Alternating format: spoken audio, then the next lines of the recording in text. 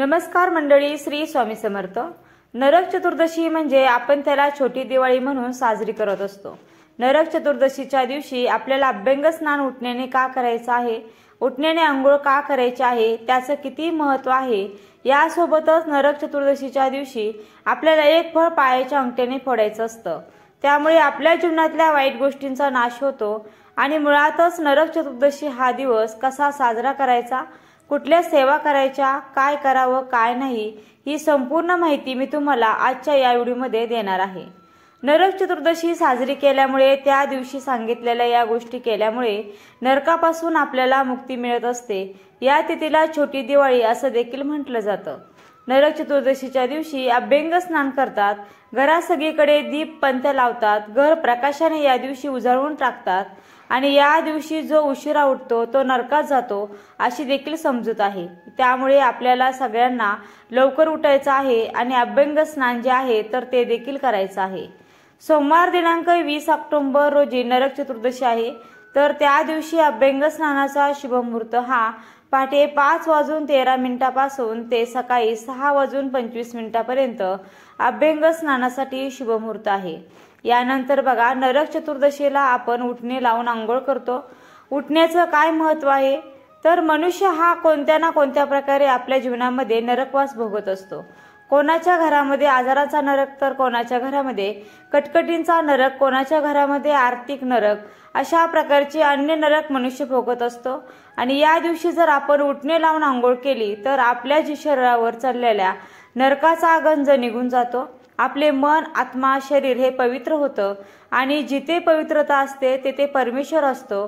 उठणे या शब्दाचा अर्थ बघा काय आहे, तर उठणे म्हणजे उठा, जागे व्हा, म्हणजे आपलं मन, आत्मा, शरीर एवढं पवित्र करा की प्रत्यक्ष परमेश्वराने त्यात वास केला पाहिजे।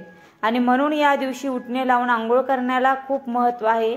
उठण्याच्या स्नानाने स्वच्छता वाढते, शरीर, मन, आत्मा पवित्र होतो, आरोग्य चांगले राहते। आपले मन, आत्मा, शरीर पवित्र करून त्यानंतर लक्ष्मी पूजन आपल्याला करायचं असतं। तर बघा, असं हे नरक चतुर्दशीच्या दिवशी अभ्यंग स्नान म्हणजे उठणं लावून स्नान करण्याला महत्त्व आहे। तर आता तुम्हाला कळालं असेल की हा अभ्यंग स्नान का केलं जातं। आता नरक चतुर्दशीला अभ्यंग स्नान, पण हे अभ्यंग स्नान नक्की कसं करायचं, तर अभ्यंग स्नान म्हणजे फक्त पहाटे उठून आंघोळ नाही, तर ती आंघोळ करण्याची एक शास्त्रीय आयुर्वेदिक पद्धत, त्यामध्ये तेल लावणं, उठणं लावणं या गोष्टी येतातच, पण त्याचबरोबर औषण सुद्धा केलं जातं। आणि तेल कोणतं लावायचं, उठणं कसं असावं, औषण कसं करावं, कोणत्या प्रकारच्या दिव्याने औषण करावं, हे सगळं सविस्तर अभ्यंग स्नानामध्ये सांगितलेलं आहे। अभ्यंग स्नान करण्याची योग्य पद्धत म्हणजे पहाटे लवकर उठायचं, लवकर म्हणजे सूर्योदयापूर्वी कमीत कमी 6 वाजेपर्यंत तरी आंघोळ झालीच पाहिजे। 6:30 नंतरच्या स्नानाला अभ्यंग स्नान म्हणायचं नाही, त्याच्या आधी जे स्नान असतं ते अभ्यंग स्नान असतं। आता ते कसं करायचं, तर पहाटे लवकर उठल्यानंतर सगळ्यात आधी पाट मांडायचा, त्या पाटावर जे स्नान करणाऱ्या त्या व्यक्तीला बसवायचं आणि तेलाने त्या व्यक्तीच्या पूर्ण शरीराची मालिश करायची।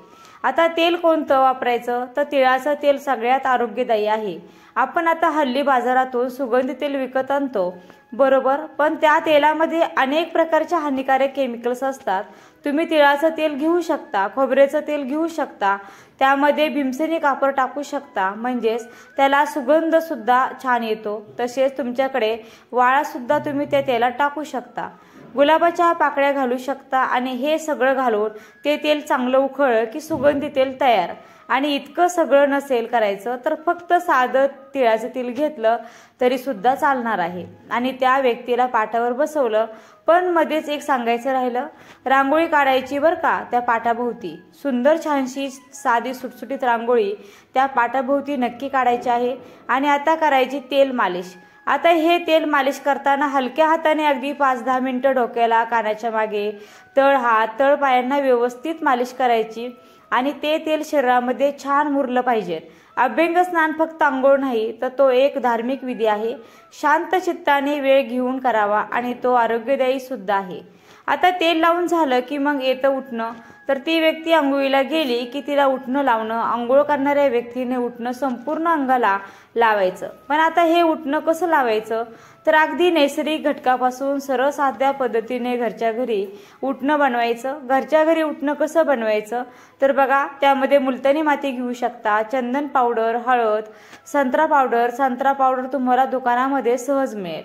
संत्रा पावडर म्हणजे संत्र्याची साल वाळवून त्याची पावडर बनवलेली असते आणि ती स्क्रब सारखं काम करत असते. तर या 4 घटकांपासून तुम्ही उठणं घरच्या घरी तयार करू शकता. याच्यामध्ये गुलाब पाणी आणि दूध घालून जेव्हा तुम्हाला लावायचं तेव्हा तुम्ही याचा वापर करू शकता. तसेच हळद, बेसन पीठ याचा देखील वापर तुम्ही या उठण्यामध्ये नक्की करू शकता. आणि त्यानंतर आपण संपूर्ण शरीरावर चोळायचं हे उठणं. हलक्या हाताने खसाखसा घासायचं नाही आणि कोमट पाण्याने स्वच्छ आंघोळ करायची. आंघोळ करताना साबण लावायचं नाही, कारण आपण तेल लावले मग त्याच्यानंतर उठणं लावतो आणि त्यामुळे त्वचेला आवश्यक असणारे सगळे घटक त्या तेलातून आणि त्या उठण्यातून शरीराला मिळत आहेत, तेव्हा साबणाची गरज नाही. आता उठणं लावून आंघोळ करण्याआधी किंवा आंघोळ सुरू केल्यानंतर मध्ये औषण करायचं बरं का. कणकेचा दिवा बनवायचा आणि त्या दिव्याने औषण करायचं. आंघोळ करणाऱ्या व्यक्तीला आता काही जणांकडे आंघोळीला सुरुवात करण्याआधी औषण करतात, तर काही जणांकडे आंघोळीच्या मध्ये 2 तांबे घेतल्यानंतर औषण करतात. प्रत्येक कुटुंबामध्ये, प्रत्येक गावामध्ये प्रथा परंपरा या वेगवेगळ्या आहेत. धार्मिक भावनेप्रमाणे, तुमच्या परंपरेप्रमाणे औषण तुम्ही करू शकता.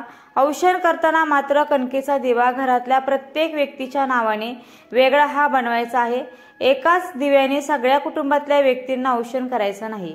प्रत्येक व्यक्तीच्या नावाचा वेगळा दिवा बनवायचा आहे आणि औषण झाल्यावर तो घराच्या बाहेर नेऊन ठेवायचा आहे. तर मंडळी, ही असते अभ्यंग स्नानाची पद्धत. आता हे अभ्यंग स्नान नक्की आलं कुठून, तर असं म्हणतात की नरक चतुर्दशीच्या दिवशी भगवान श्रीकृष्णांनी नरकासुराचा वध करून लोकांना त्याच्या त्रासातून मुक्त केलं. नरकासुराचा वध केल्यानंतर भगवान श्रीकृष्णांनी तेल लावून, उठणं लावून स्नान केलं आणि म्हणून नरक चतुर्दशीला अभ्यंग स्नान करण्याची प्रथा सुरू झाली. आता दुसरी गोष्ट म्हणजे या दिवशी बऱ्याचशा पूर्वी गावाकडे केलं जायचं, पण आजकाल बऱ्याचशा शहरामध्ये सुद्धा कारेट नावाचं एक फळ जे आहे तर ते पायाच्या डाव्या अंगठ्याने चिरडलं जातं. म्हणजे आपला डावा पाय जो आहे त्याचा जो अंगठा आहे तर त्याच्या खाली ते फळ धरून ते दाबायचं. म्हणजे ते फळ जे आहे तर ते आपल्याला चिरडायचं असतं. हे फळ जे आहे ते नरकासुराचं प्रतीक म्हटलं जातं. मी बघा तुम्हाला स्क्रीनवर पण ते दाखवलं आहे. अभ्यंग स्नान करण्यापूर्वी तुम्हाला कारेट नावाचं फळ स्नानापूर्वी घराबाहेर किंवा तुमचं तुळशी वृंदावन घराबाहेर असेल तर तिथे तुम्हाला डाव्या पायाच्या अंगठ्याने हे कारेट नावाचं फळ जे आहे तर ते तुम्हाला चिरडायचं असतं, ठेचायचं असतं आणि त्यानंतर आपल्याला अभ्यंग स्नान करायचं असतं. आणि यामागचं सायंटिफिक कारण म्हणजे बघा, कारेट या ज्या फळाचा गंध आहे, वास आहे तर तो नाकापर्यंत पोहोचवणे, जिभेला लावणे म्हणजे बघा ते कडू असतं अतिशय आणि त्यामुळे रक्तविसरणाची जी क्रिया आहे तर ती अधिक तीव्र होते आणि ही प्रथा करण्यामागे ही एक सायंटिफिक रिझन आहे. यामुळे आपल्यामधील, आपल्या अवतीभोवती ज्या काही वाईट गोष्टी आहेत तर त्याचा देखील नाश होतो. यानंतर या दिवशी आपल्याला सेवा करायची आहे. तर बघा सेवा काय करायची आहे, तर या दिवशी श्री विष्णू सहस्रनाम गीतेचा 15वा अध्याय, गीतेची 18 नावे म्हणावी आणि एक वेळेस लक्ष्मी नृसिंह स्तोत्र वाचायचं आहे. एक वेळेस तुम्हाला व्यंकटेश स्तोत्र देखील म्हणायचं आहे. तर अशी आपल्याला या दिवशी सेवा पण करायची आहे. अत्यंत महत्त्वाचा हा दिवस आहे आणि या दिवसाला छोटी दिवाळी म्हणून आपण साजरी करत असतो. तर या दिवशी या गोष्टी केल्यामुळे बऱ्याचशा वाईट गोष्टींचा नाश होत असतो आणि आपल्या आयुष्यामध्ये चांगल्या गोष्टी ह्या येत असतात. तर बघा, नरक चतुर्दशीची ही अत्यंत महत्त्वाची माहिती मला तुमच्यापर्यंत पोहोचवायची होती. माहिती आवडली असेल तर व्हिडिओला नक्की लाईक करा, शेअर करा आणि आपल्या चॅनलवर नवीन असाल तर सबस्क्राईब करायला विसरू नका. व्हिडिओ शेवटपर्यंत पाहिल्याबद्दल अगदी मनापासून तुमची खूप खूप आभारी आहे. धन्यवाद. श्री स्वामी समर्थ. जय जय स्वामी समर्थ. रामकृष्ण हरी. जय जय रामकृष्ण हरी. ओम नमो भगवते वासुदेवाय नमः. ओम नमो भगवते वासुदेवाय नमः.